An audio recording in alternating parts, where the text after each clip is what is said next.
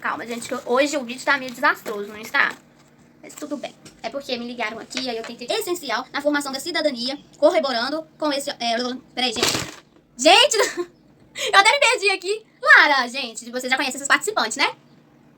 Menina, como você invade assim? Ela participou dos nossos primeiros vídeos, gente. Dá licença, Larinha, por gentileza. Valeu, valeu, valeu. Desculpa, gente. Gente, aqui é assim mesmo, é tudo no ó. Então é isso, pessoal. Vamos voltar só aqui um pouco. Olá, meus amores, tudo bem com vocês?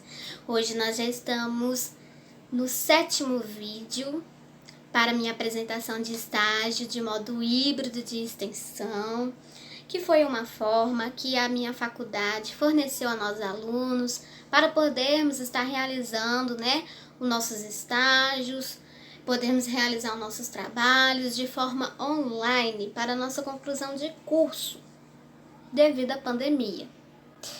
Eu espero muito que todos estejam bem, eu espero muito que vocês estejam guardados, protegidos, e eu agradeço muito por cada um que me apoiou até aqui. Para aqueles que estão chegando agora, eu estou apresentando um estágio de forma online, né, de extensão, híbrido de extensão, e a minha forma de apresentação é através dos meus vídeos. Minha carga horária são 6 horas, então eu estou postando vídeos constantemente, de, né, mais ou menos 30 minutos, até formar minha carga horária de 6 horas, sobre o assunto tecnologia na educação. Tão importante abordar esse tema, ainda mais no dia de hoje, que os professores tiveram que inovar, né, que a educação teve que se adaptar aos meios de informação e comunicação, né, ao computador, à internet, não é mesmo? E outras formas também de trabalhar com os alunos, né, devido à pandemia, que é um momento muito triste, mas eu tenho esperança que logo irá passar e quem sabe nós iremos retornar à nossa sala de aula, nossa querida sala de aula. É na perda que a gente dá valor, né, gente? Então, assim, eu quero agradecer cada um de vocês que estão aqui comigo. Vou fazer minha apresentação breve para aqueles que chegaram agora. O meu nome é Thelma Sabrina Pereira. Eu faço faculdade em Licenciatura e Pedagogia na Faculdade Uninter. E o meu polo é Santa Terezinha, que fica em Belo Horizonte, Minas Gerais. O polo central da minha faculdade fica em Curitiba, né? E eu agradeço muito a oportunidade, né, aos meus professores, a todos os meus superiores que nos deram essa oportunidade de estarmos realizando o nosso trabalho. Então, pessoal, na última aula nós falamos como a escola deve relacionar com tecnologia. Como que deve ser a relação da escola com a tecnologia. Peço que, por favor, me perdoem pelos barulhos alheios aí ao redor. Eu moro em frente a uma avenida, então é um barulhado em tanto. E eu moro em apartamento, tem muitos vizinhos com crianças, né? Uns vão ligar o som aí em qualquer momento. Então me desculpe aí qualquer barulho. Agora nós vamos falar um pouquinho sobre o professor. O professor na visão de alguns autores. Como que eles devem lidar, como que eles devem se portar, né, como profissional da educação e com a relação à tecnologia, na visão de alguns autores. O primeiro autor nós vamos falar, vamos citar aqui, é o Garcia Vera, 2000. Ampliando essa ideia, né, a ideia que nós... é a continuação, tá, gente? Esse vídeo é a continuação da aula passada. Então, assim, ó, na visão de Garcia Vera, apresenta questão relevante na sua reflexão sobre a formação de professores e tecnologias. Que modelos de desenvolvimento orientam o caminho que segue a tecnologia? Que implicações tem cada um deles quando são introduzidas as TICs nas escolas? Para o autor, essas são questões que devem permear a formação de professores, tanto inicial quanto a continuada. Ele propõe ainda que as dimensões econômico-laboral, político-governamental e sociocultural devam ser incluídas na formação de professores e desenvolvimento de tecnologias, descrevendo-as da seguinte maneira: dimensão econômico-laboral pressupõe conhecer e pensar historicamente as lutas, os interesses, as alianças e os desencontros que têm existido entre os diferentes elementos humanos e materiais até chegar aos produtos tecnológicos. Assim, compreende-se que o poder econômico tem o controle sobre as funções essenciais de cada nova tecnologia no mundo do trabalho. Essas análises podem levar o professor a refletir historicamente sobre a origem das questões de trabalho e as estratégias econômicas seguidas por quem controla os meios de produção. Isso é na visão de Garcia Vera 2000. Dimensão político-governamental. O professor, por que ele deve ter a dimensão política-governamental? Ele deve ter o conhecimento sobre essa dimensão. Consiste em conhecer o impacto das políticas e dos governos, nos que diz respeito a legislar, regular, orientar e controlar os processos e produtos do mundo do trabalho e do desenvolvimento tecnológico. O professor deve conhecer as ideias sobre os fatores de controle e de governo que residem no desenvolvimento tecnológico. A tecnologia tem sido uma estratégia e um instrumento usados por grupos econômicos dos mais diferentes estados para se manter no governo. Também ele cita a dimensão sociocultural, que implica conhecer as mudanças produzidas pelo desenvolvimento tecnológico no mundo do trabalho, que levaram novas relações entre o espaço e tempo. O ser humano produz e utiliza os produtos tecnológicos e termina incorporando as suas atividades e o seu pensamento. Com isso, desenvolve atividades de maneira diferente daquela que fazia antes e, consequentemente, muda sua forma de vida, ou seja, muda o seu modo de se relacionar com os meios natural, social e cultural. É uma constante mudança social que temos, né? De Vera 2000 ainda destaca que os artefatos tecnológicos não são neutros, não são parados, mas estão a serviço de quem toma as decisões sobre o qual a tecnologia precisa desenvolver. É igual eu falei no último vídeo. Eu tenho uma tecnologia aqui, a caneta, né? Ela não é neutra. Ela tem o porquê dela, né? Ela tem um objetivo. Por que existe a caneta? Para que ela serve? Ela serve para, né, nós escrevermos.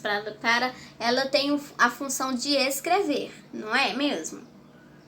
Só que sou eu que vou manusear essa caneta e sou eu que vou decidir o que eu irei passar através da escrita que eu consegui elaborar e executar através dessa caneta. Então, as tecnologias não são neutras, mas ela precisa ser conduzida de maneira inteligente, de maneira objetiva por nós.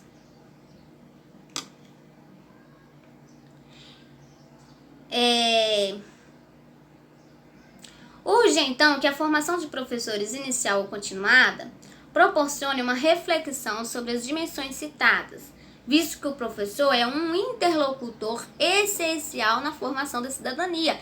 Então, o professor, para Garcia Vera, para ele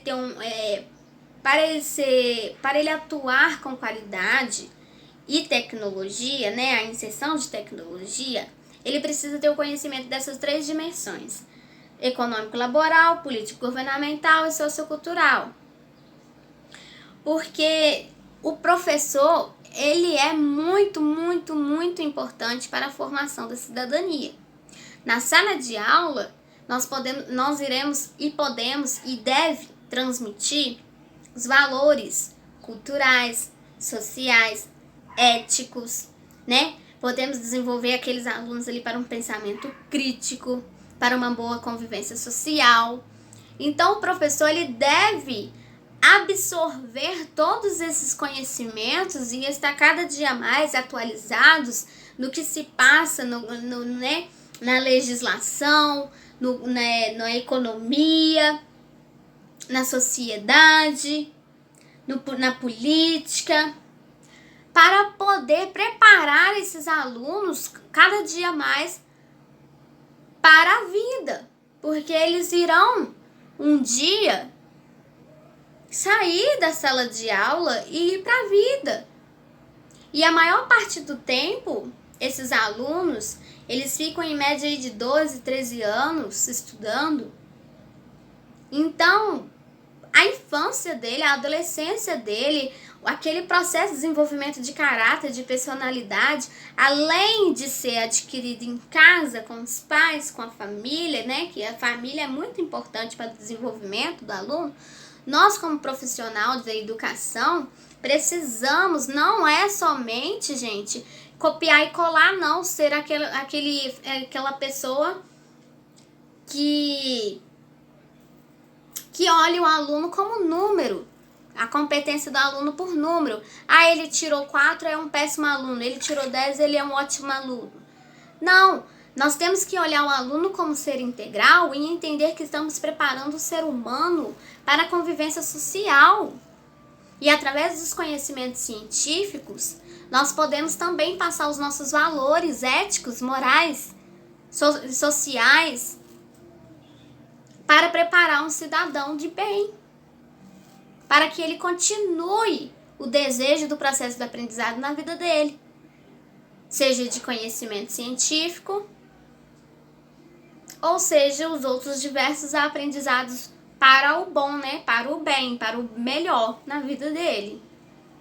Precisamos parar de querer fazer com que os alunos sejam robôs, que eles sentam lá, escuta, copia, decora e executa.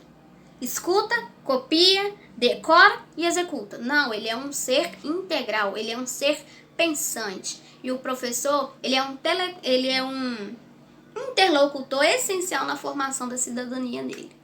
Então, o professor, ele precisa se atualizar, ele precisa procurar sempre estar trabalhando o seu conhecimento contínuo, ele deve estar competente, entender que ele é competente a procurar novas ferramentas de ensino, a acolher esses alunos, a entender a realidade deles, se adaptar a essa realidade e fazer com que o ensino seja de qualidade na vida deles, para que eles viram um bom cidadão e execute a cidadania com competência.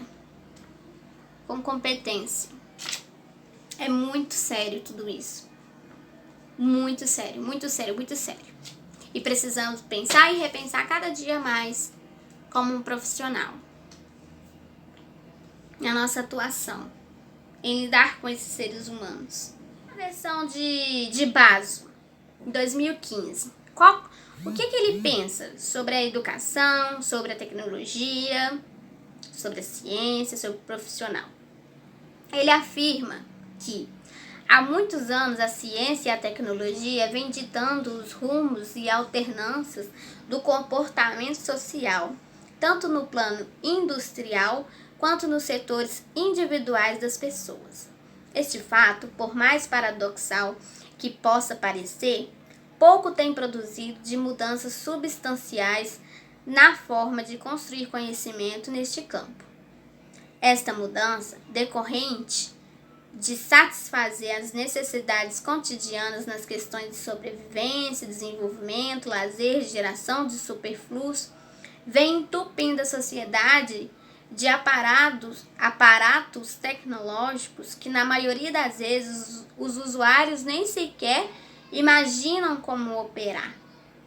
Grande parcela dos cidadãos os adquire, mas geralmente ignora suas características de funcionamento, os seus riscos, as suas vantagens ou outras possíveis consequências ou inconveniências.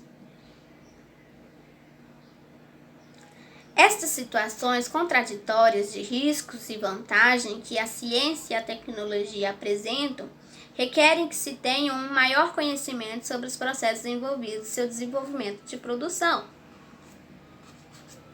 Para isso, a educação necessita de um sentido E os educadores precisam acreditar neles mesmos e nos valores que defendem, ou seja, precisam ter convicção de suas ideias. Assim, tornam-se primordiais a formação e a transformação dos professores, que devem estar abertos às mudanças e aos novos paradigmas,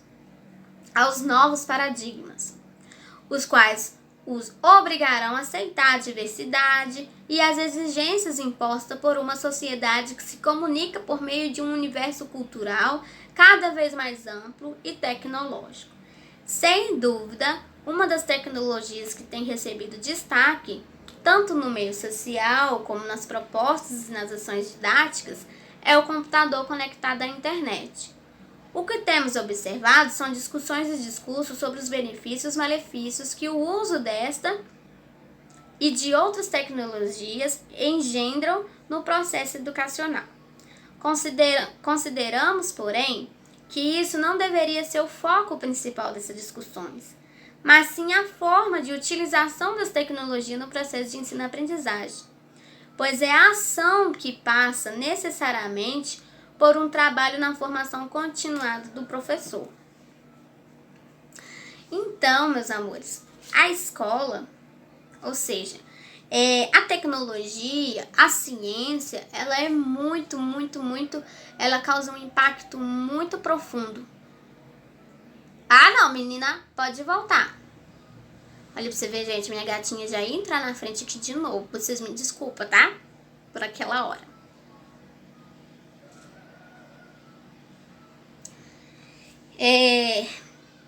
Cada vez mais estão inseridos a tecnologia no nosso convívio social, na nossa cultura, né? E cada vez mais tá tendo... Cada vez que passa é algo novo, e as pessoas absorvem,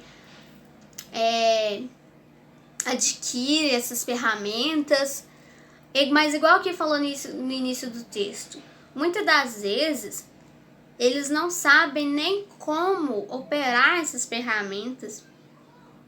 E muitas das vezes a gente precisa ter consciência se aquilo está fazendo bem ou não para nós. O excesso do celular, o excesso do computador, o excesso da televisão, o excesso da tecnologia, tudo em excesso faz mal. Precisamos sempre nos conscientizar disso. Precisamos sempre entender que aquilo pode ser maléfico ou ser bom ou ser ruim para todos nós.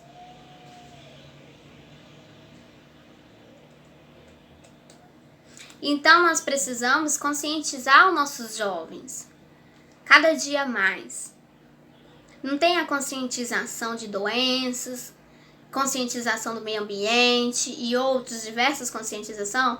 Na nossa sala de aula, nós temos que ter a conscientização, passar a conscientização sobre o uso em excesso desses meios de informação e comunicação.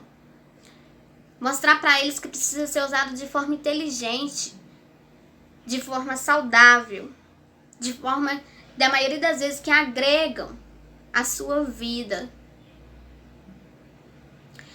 E a escola, ela tem se preocupado muito se vai ser bom ou se vai ser ruim. A questão nem é essa, igual falou aqui no texto, se vai ser bom ou ruim a inserção dessas tecnologias na educação, mas sim como será trabalhada essas ferramentas, qual será a proposta, o porquê de inserir essas ferramentas tecnológicas, o porquê de inserir os T e Cs na sala de aula.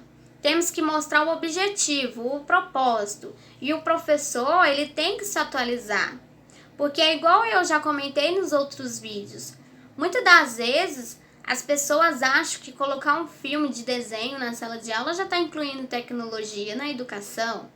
Muitas das vezes as pessoas acham que colocar ali, fazer uma sala de informática e encher de computador lá dentro, com o computador acesso à internet, já é tecnologia educacional, já está inserindo, já está atualizando a escola.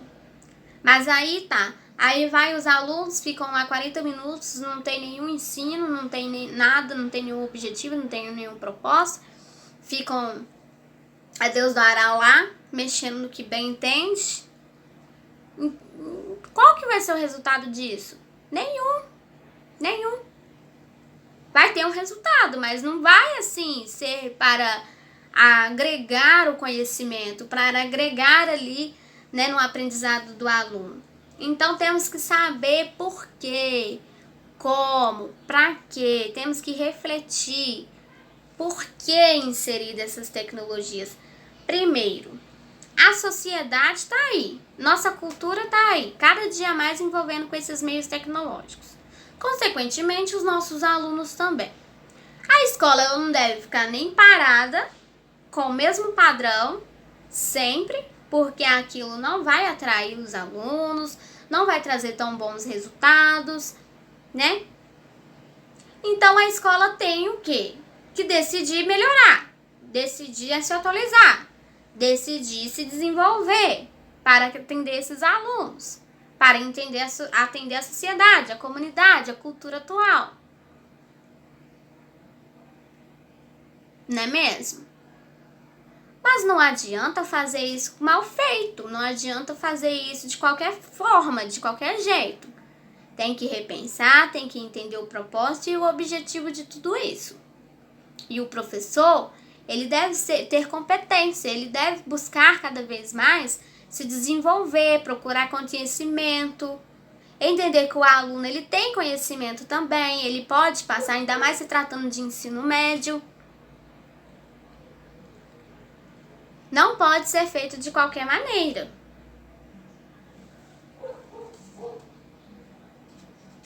Então, é igual diz aqui, para isso a educação necessita de um sentido. Os educadores precisam acreditar neles mesmos, nos valores que defendem.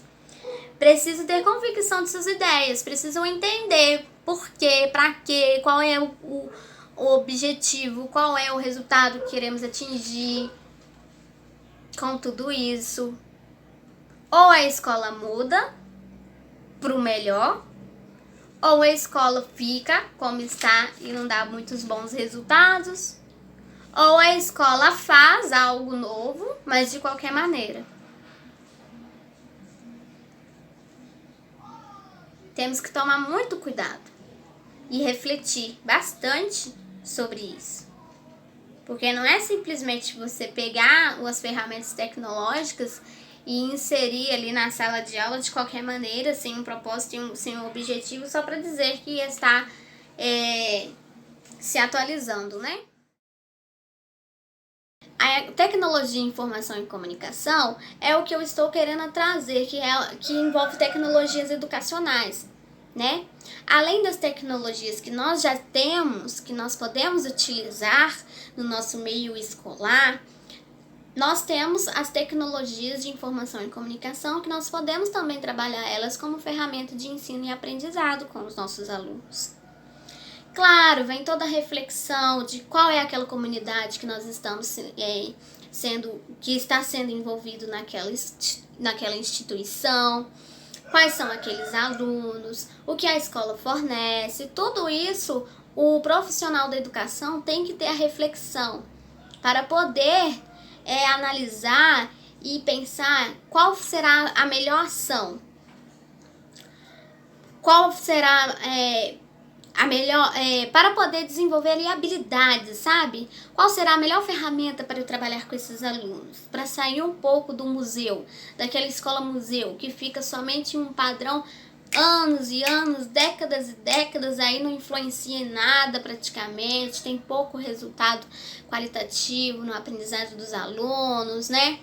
Pouco incentivo àqueles alunos. Porque, gente, fala sério, vamos ser real, cai pra nós. Todo mundo aqui já foi aluno. Quantas vezes, entre você ficar animado e você ficar desanimado de ir pra escola, porque você sabe que vai chegar lá e vai encher o professor vai encher o quadro de coisa, você vai ter que decorar um monte de coisa, você vai ter que copiar sei lá quantas páginas, Quantas vezes você ficou animado e quantas vezes você ficou desanimado? Se colocar na balança. Aí, quando você foi aluno, quantas vezes você sentiu-se motivado a ir à escola, a aprender, a continuar o seu aprendizado? Então, a escola ela tem que sair daquele padrão museu, sabe? É claro, é importante a lousa, é importante os livros, é importante o caderno, é importantíssimo. Mas é importante você saber como irá trabalhar com essas tecnologias que já tem, as tecnologias que já são fornecidas pela escola e as que nós podemos aí inovar e inserir em nossa sala de aula. Não é mesmo? Então, assim, vem toda uma linha de raciocínio, uma reflexão. O professor ele tem que ser um profissional competente à busca do aprendizado, à busca contínua de estudo, de aprendizado, para desenvolver habilidades criativas, habilidades novas, ferramentas novas, né? Para poder fazer com que o ensino seja passado com qualidade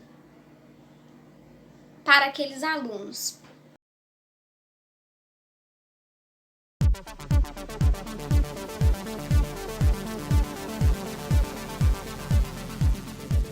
A sala de aula está recebendo pessoas diferentes, né? Tem o que mudou de verdade é o público que está dentro da sala de aula, que já chega com outros repertórios que antes não chegavam.